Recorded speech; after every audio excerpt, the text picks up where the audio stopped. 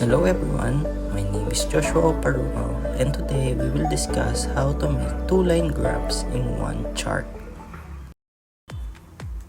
So ang una po natin gagawin is i-click yung LibreOffice. After nun is i-select po natin yung year, total population, and density. So after po natin, pag na-select na po natin ito, is i-click natin yung insert chart.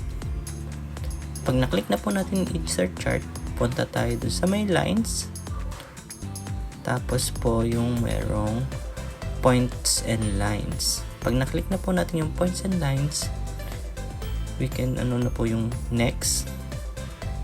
Tapos next po ulit.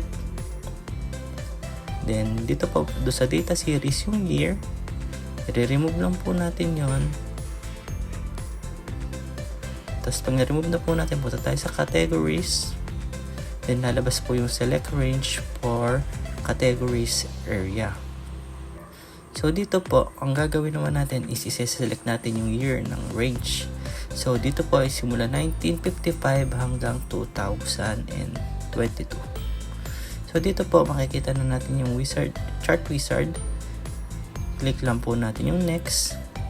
Tapos po ilalagay natin yung title natin dito, which is yung Philippine population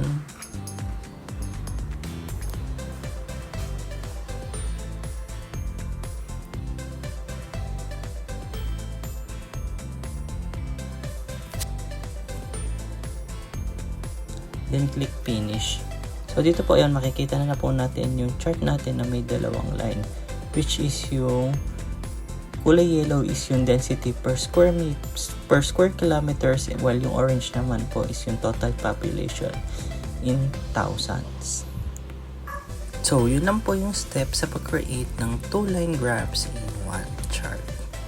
Thank you!